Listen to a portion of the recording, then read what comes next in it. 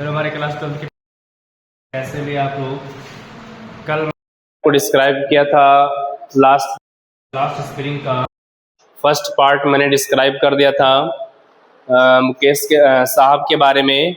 मैंने आपको बताया था कि जो लास्ट स्प्रिंग है इसमें जो है आपका दो पार्ट है, दो बच्चों की कहानी बताया गया है। एक आपका साहब की स्टोरी बताया गया है, एक आपका जो है मुकेश की स्टोरी बताया गया है। ठीक है, तो कल मैंने फर्स्ट पार्ट मैंने ख़त्म कर दिया था और आज मैं आपका उसी का जो है पार्ट में नहीं है, लेकिन यह है कि मतलब समझ जाओ कि हम दो पार्ट में कर दें कि ताकि आपके लिए इजी हो जाए, है ना। लगातार इतना लॉन्ग चैप्टर अगर आप पढ़ते हो तो थोड़ा सा क्या होता है, इरिटेशन फील होने लगता है। ठीक है ना, तो चलिए हम क्या करते हैं, let's start a new topic from that, है ना। वहाँ से हम क्या करते हैं, एक नए टॉपिक स्टार्ट करते हैं।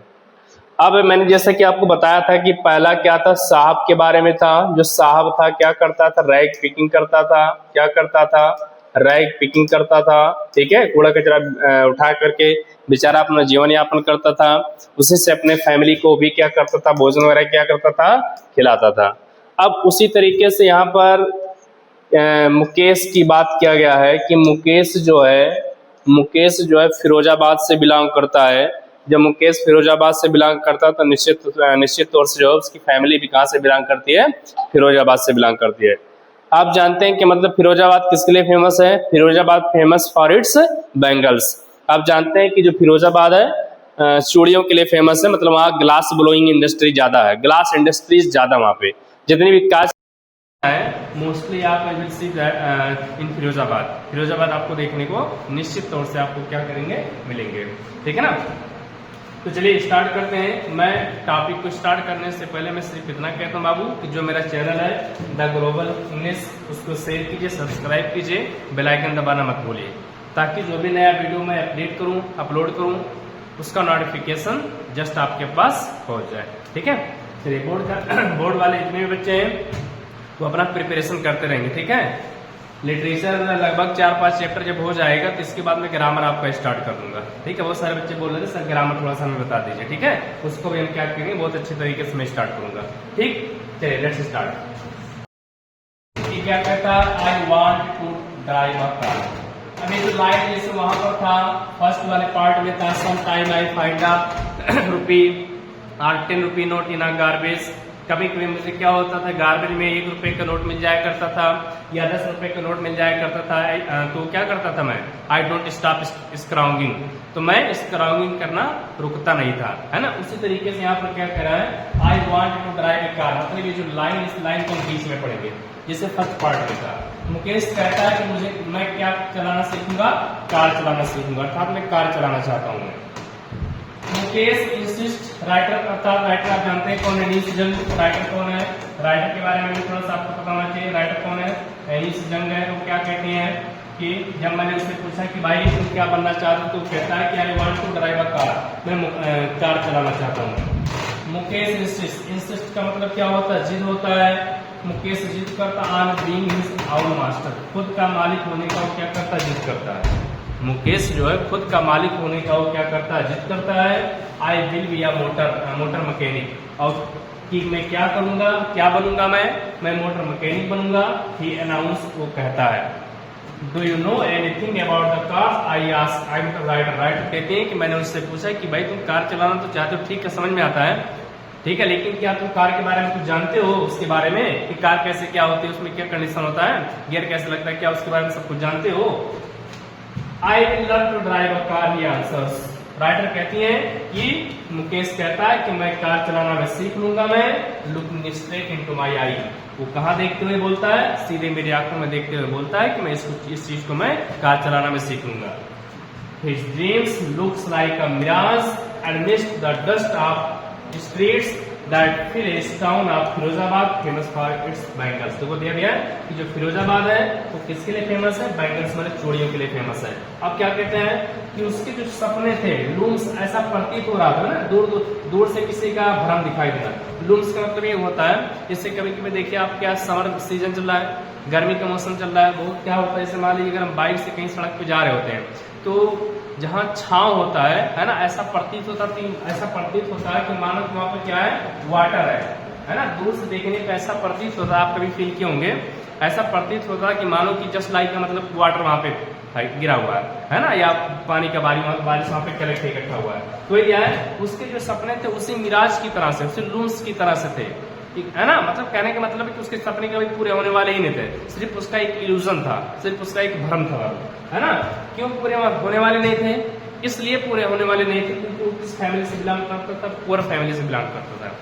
जैसे साहब को एक पुअर फैमिली से बिलोंग करता था, उसी तरीके से मुकेश भी पुअर फैमिली से बिलोंग करता था। इसलिए राइटर ने कहा कि उसके सपने थे, क्योंकि उसका ये सपना सिर्फ उसका एक भ्रम था, है ना।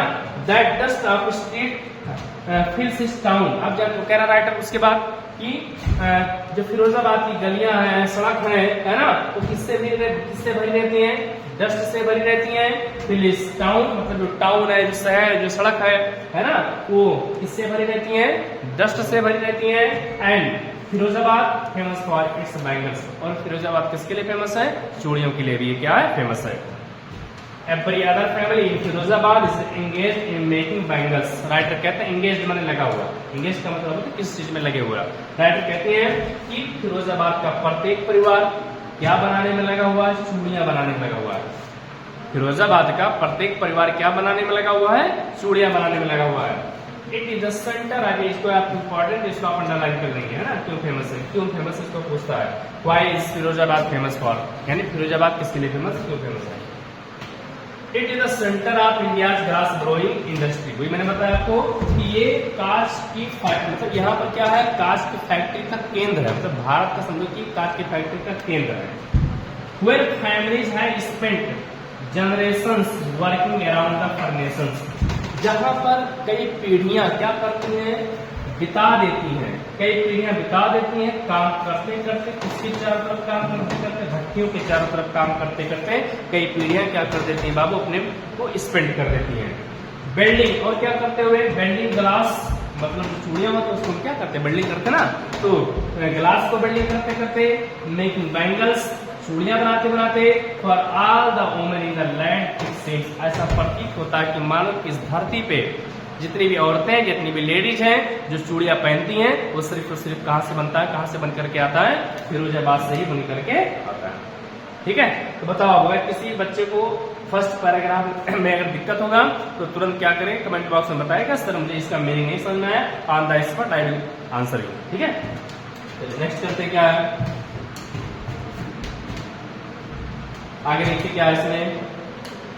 Mukesh family is among of them. मैंने बताया आपको जब मुकेश जो फिरोजाबाद से बिलोंग करता है भाई, तो उसका परिवार भी उन्हीं में से एक होगा, है ना। अर्थात उन्हीं में से एक होने का मतलब है ये सब पढ़ते हैं। Every family of Firozabad is engaged making bangles. Firozabad का प्रत्येक परिवार चूड़ियां बनाने में लगा रहता है। उसी तरीके से मुकेश का परिवार भी उसी में से एक है, उन्हीं में से एक है, अर्थात उसका भी परिवार चूड़ियां बनाता है। None of them know that it is illegal for children like him to work in the glass furnaces।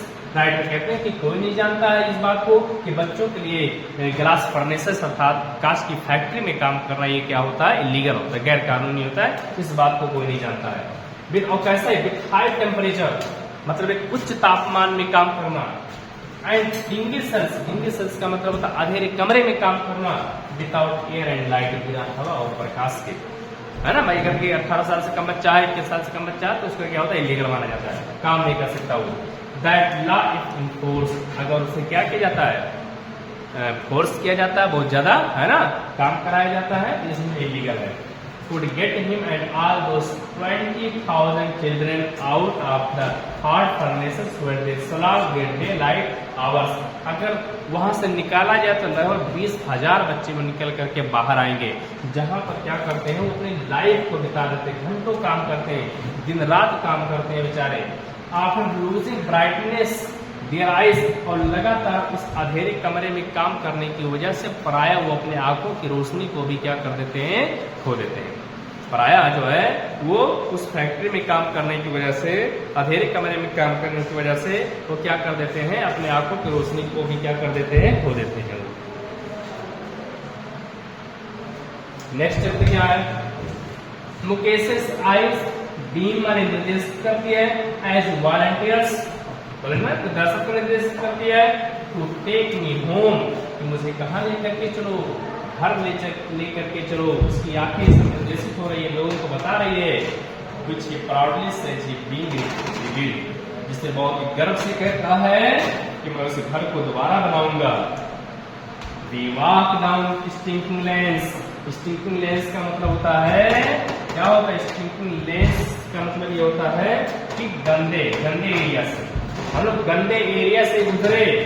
चोट माने भरा हुआ था, चोट का मतलब क्या होता है भरा हुआ था, है ना, चोट माने भरा हुआ था। गार्बेज जो किससे भरे हुए थे, कूड़े कचरे से भरे थे, उस गंदगी वाले एरिया से होकर के हम लोग गुजरे।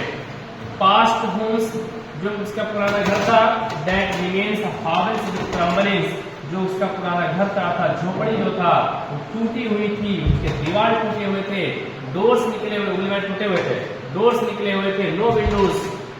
झोपड़ी तो था, मिट्टी का घर था लेकिन खिड़कियां नहीं थी।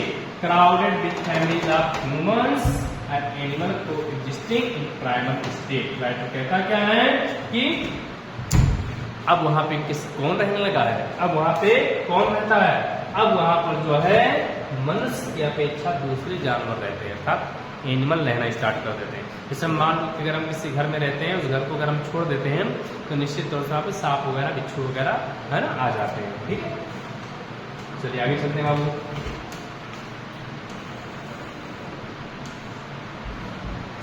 He stops, आगे देखते हैं क्या है। He stops at the door of one such a house, तो कहाँ रुकता है, एक ऐसे घर के दरवाजे के सामने रुकता है।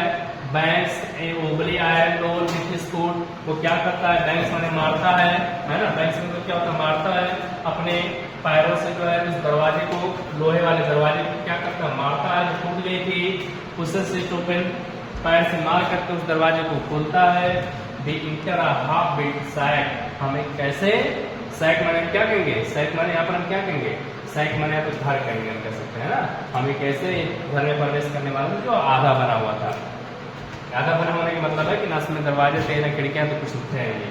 In one part of it, है ना, उसका एक हिस्सा जो था हैज्ड विद डेड ग्रास, छप्पर, छप्पर किसका बनता है, डेड ग्रास में सूखे हुए घासों का बना हुआ छप्पर था। जब फायर स्टोव ओवर, ये क्या था, फायर स्टोव था जो है, over which seats a large vessel, जिसपे क्या रखा हुआ था, क्या रखा हुआ था, एक बड़ा सा पात्र रखा हुआ था। आप सिजली मतलब उबलना, जो उबल रहा था, है ना, स्पिनच लीव्स, इसकी पत्तियां उबल रही थी, पालक की पत्तियां उसमें उबल रही थी। ऑन द ग्राउंड, और जमीन पर उसने देखा, इन लार्ज एल्यूमिनियम प्लेटर्स, एक बड़े से एल्यूमिनियम के प्लेट में जो है क्या था, evening are more chopped vegetables, जो बगल में रखा हुआ एक क्या था बाबू, एल्यूमिनियम प्लेट था, उसमें बहुत सारी सब्जियां कटी हुई थी, जो चॉप्ड का मतलब होता है कटी, बहुत सारी सब्जियां कटी हुई थी। आफ्रेल यंग वोमेन, एक पतली दुबली लड़की, कुकिंग द इवनिंग मील, उस शाम का भोजन बना रही थी, फॉर होल फैमिली, पूरे परिवार के लिए प्यारे। थ्रो आइज, उसकी जो पूरी आंखें थी, फिल्ड विद स्मोक्स, उसकी जो पूरी आंखें थी धुएं से भर गई थी। सी स्माइल्स, फिर भी वो मुस्कुरा रही थी, है ना, होता नहीं पहले कहाँ भाई गैस वगैरह होता था, है ना, तो धोकनी होता था, है ना, ब्लो से धोकनी से फूकते थे, है ना, तो उससे धुआं निकलता था, तब जाकर के वो आग होता था, और वो धुआं हमारी आंखों में जाता था, हमारी माँ के हमारी दादी की आंखों में जाता था, जिससे कि आंखें जल्दी खराब हो जाती थी। She is wife of Mukesh elder brother, ये जो लड़की थी ये कौन थी बाबू, ये मुकेश के बड़े भाई की पत्नी थी। Not much older in years, बहुत साल की नहीं थी, अर्थात कम उम्र थी। She has begun to command respect as बहू, वो उस घर को किसके रूप में संभालती थी, बहू के रूप में संभालती थी प्यारे। द डॉटर इन अवैया, the daughter in of the house, Hindi में इंग्लिश में भी वैया, वो घर की क्या थी, बहू थी। Already in charge of 3 men, पहले से ही उसके 3 लोगों का कार्यभार था, 4 कार्यभार था, है ना, क्या था, कार्यभार था। हस्बैंड, उसके पति का, मुकेश का और उसके ससुर का। When the older man enters, जब भी बड़े लोग घर में प्रवेश करते थे, होता नहीं है कि अगर हमारे घर में कोई बड़े लोग प्रवेश करते हैं तो हमारे घर की जो बहुएं होती है, औरतें होती हैं, उनको चाहिए कि अपने घूंघट को थोड़ा सा नीचे कर दें। बट आजकल ऐसा कुछ नहीं देखने को मिलता समाज में, बिल्कुल संस्कार नाम का कोई चीज नहीं रह गया। सी जेंटली विड्रा, वो क्या करते थे, प्रेम पूर्वक अपने मुद्रा वाले खींच लेते थे बिहाइंड द ब्रोकन वॉल, अपने आप को किसी टूटे हुए दीवार के पीछे खड़ी कर लेते थी, या तो अपने फेस को जो है घूंघट से ढक लेते थे। बेल का मतलब क्या होता है? घूंघट होता है बाबू, ठीक है। चलो बताओ, कमेंट करो, कुछ दिक्कत हो तो बताओ, बहुत इंपॉर्टेंट है यार, ठीक है, ऐसे कोई बताएगा नहीं line by line. To her face as a custom demand, जैसे कि परंपरा होती है, जैसे कि क्या होती है? परंपरा होती है। Daughter in law must well their faces before main in the prayer, जैसे कि हमारी परंपरा होती है कि बड़ों के सामने आने से पहले वो क्या कर ले? अपने घूंघट को ढक लेना चाहिए चेहरे से, चेहरे को। इन दिस केस, इस केस में the Elder is an improvised bangle maker, कहते हैं कि इस केस में जो है वो क्या है? गरीब है। बड़े लोग क्या है? गरीब है ना। बैंगल मेकर गरीब चूड़ियां बनाने वाले हैं। Despite long years of hard labour, लगातार कई वर्षों तक कठिन परिश्रम करने के बावजूद, लगातार कई वर्षों से कठिन परिश्रम करने के बावजूद, जिसपढ़ने के बावजूद फर्स्ट एल्डर उन्होंने किसके रूप में काम किया? उन्होंने मतलब एल्डर की बात हो रही है, टेलर के रूप में काम किया होगा। जरा बैंगल मेकर के रूप में उन्होंने काम किया। He has failed to renovate a house, तो असफल हो गए जिंदगी में, वो अपने परिवार के लिए एक घर नहीं बना पाए। Send his sons to school, वो अपने बच्चों को स्कूल भेजा करते थे। All he has managed to do is teach them what he knows, और हर तरह से मिलाकर के अगर कहा जाए कि वो अपने बच्चों को सिर्फ एक ही चीज सिखाने में सफल रहे, the art of making bangle, चूड़ियां बनाने की कला वो जानते थे। चूड़ियां बनाने की कला अपने बच्चों को सिखा पाए और कुछ नहीं कर पाए अपने जीवन में। इट इज हिज कर्म, दादी जी कहती है ना, दादी जी कहती है कि शायद ये उनका कर्म है ना, डेस्टिनी माने कर्म है, भाग है। Who has watched her own husband, जो अपने पति को देख रहे कि वो ब्लाइंड अंधे होते हुए with dust from polishing, कांच को क्या कर रहा था?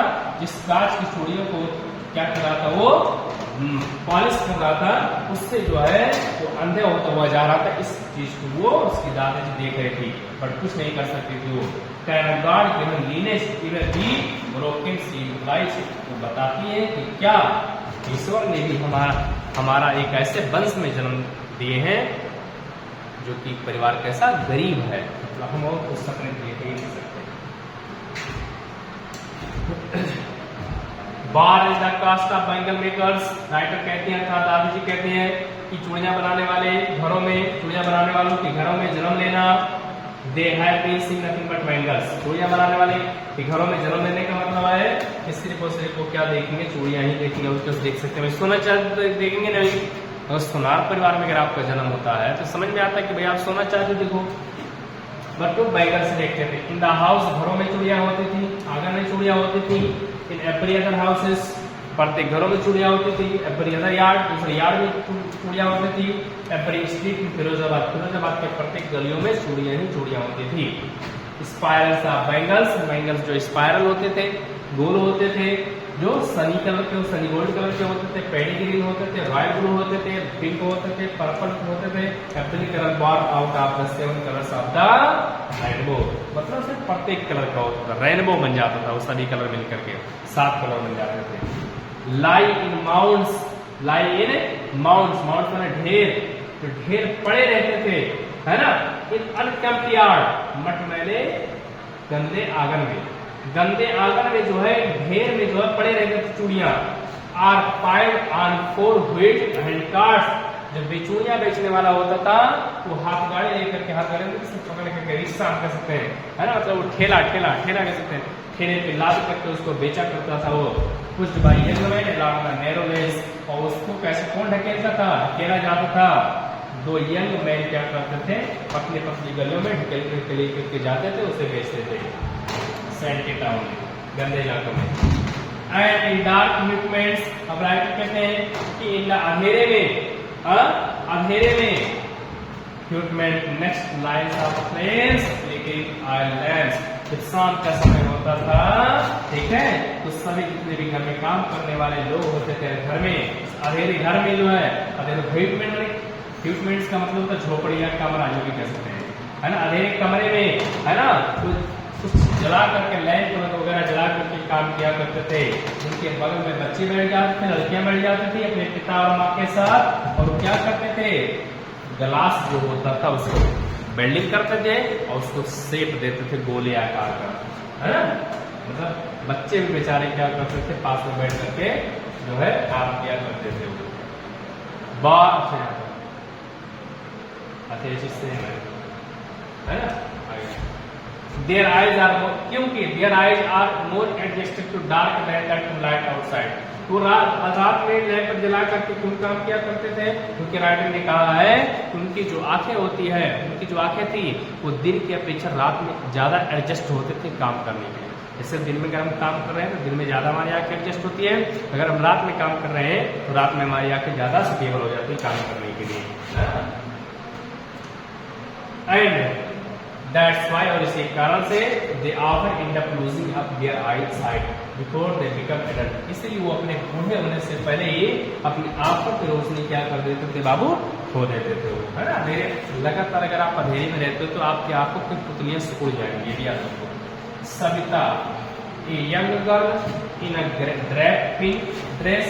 सविता नाम की एक लड़की है जो गंदे कपड़े पहने हुए पिंक कलर की, sits alongside an elderly woman. एक बूढ़ी औरत के पास में बैठी हुई है, सोल्डरिंग पीसेस ऑफ ग्लास, जो ग्लास को क्या करे, सोल्ड माने जोड़ रही है। As her hands move mechanically like tongs of a machine. उसके जो हाथ हैं तो मशीन के चिमटे की तरह से लगातार काम कर रहे हैं, मतलब बहुत ही फास्टली वो काम कर रही है। टंग्स माने चिमटे की तरह काम कर रहे हैं। आई वंडर, मैंने सोचा, if she known the sensitivity of the bangles, काश उसे पता होता चूड़ियों की पवित्रता के बारे में, अगर पता होता। सेंसिटिविटी का मतलब तो पवित्रता, है ना। शी हेल्प्स मेक, जो उसकी मदद कर रही है बनाने में। It symbolise an Indian woman suhag. चूड़ियां किसका प्रतीक है, भारतीय औरतों के सुहाग का प्रतीक है। ऑस्पिशियसनेस इन मैरिज, शादी में लोग उसे शुभ मानते हैं। एक दिन उसके जीवन में एक ऐसी सुबह आएगी, अचानक एक दिन उसके जीवन में अचानक एक ऐसी सुबह आएगी, when her head is draped with a red veil, जिससे उसका सर ढक दिया जाएगा लाल घूंघट से। Her hands dyed red with henna, उसके हाथों को रंग दिया जाएगा, मेहंदी से रंग दिया जाएगा। And red bangles rolled onto her wrist, और लाल चूड़ियां उसके हाथों में पहना दी जाएगी, तब जाकर के वो एक क्या बन जाएगी, दुल्हन बन जाएगी। ऐसा राइटर ने बताया कि सविता जो काम कर रही थी, जो उस बूढ़ी औरत के बगल में बैठी हुई थी, है ना। चैनल के बाबू शेयर करते रहिए, सब्सक्राइब करते रहिए, अपने सभी बच्चों को बताइए, अपने दोस्तों को बताइए, है ना, कि चैनल मेरा स्टार्ट हो गया, सब कुछ भी वीडियो अपलोड करता रहूंगा। Like the old woman beside her, उसी बूढ़ी औरत की तरह जो बगल में बैठी हुई थी। बिकेम और मेनी इयर्स, ये भी कुछ समय पहले ही, कुछ साल पहले ही ये भी क्या रही होगी, दुल्हन रही होगी, है ना। And she still has bangles, उसके हाथों में अभी भी चूड़ियां हैं। बट नो लाइट इन हर आई, लेकिन उसकी आंखों में क्या नहीं है, प्रकाश नहीं आता, तो देख नहीं सकती है। वो क्या नहीं कर सकती है, देख नहीं सकती है। एक वक्त शेर भर खाना भी नहीं खाया। सी से वो कहती है इन वॉइस ब्रेन, मन सूखे हुए आवाज में बोलती है, उसका गला सूख गया था। She has not enjoyed even one full meal in her entire life. कोई जो हिंदी दे तो इंग्लिश दिया, उसकी उसने अपने पूरे जीवन में सही से उसने खाना नहीं खाया था बाबू। That's what she has leaved her husband and old man with flowing beard. वो देखती है उसका जो आदमी था वो उसकी दाढ़ी थे तो फ्लो कर रहे थे, तो लहरा रहे थे। I know nothing accept the bangles. वो कहती है कि मुझे चूड़ियां बनाने के अलावा कुछ नहीं आता है। All I have done is make a house for the family to live in. इस संसार में, इस लाइफ में मैं जो भी कुछ किया हूँ, कम से कम एक घर बनाने के लिए, एक कम से कम अपने परिवार के रहने के लिए घर बनाया हूँ, है ना। लेकिन ऊपर क्या, बहुत सारे ऐसे लोग होते हैं जो अपने लाइफ में कुछ नहीं कर पाते, उनके जीवन का कोई मतलब नहीं निकलता है ना। आप संसार में आए हो तो आपके जीवन का कुछ मकसद है, उसमें अपना एक मकसद फिक्स कर लो कि हमें इस वर्ष ये करना है, इस वर्ष में ये करना है। निश्चित तौर से सक्सेस आप प्राप्त करोगे। उन्हें सुन करके वन वंडर्स हर कोई कहेगा if he has achieved what many have failed in their life time he has रूप ओवर। उनको देख करके हर कोई ये कहेगा कि बहुत सारे लोग तो फेल हो गए हैं, असफल हो गए हैं, लेकिन उन्होंने कुछ तो प्राप्त किया कम से कम।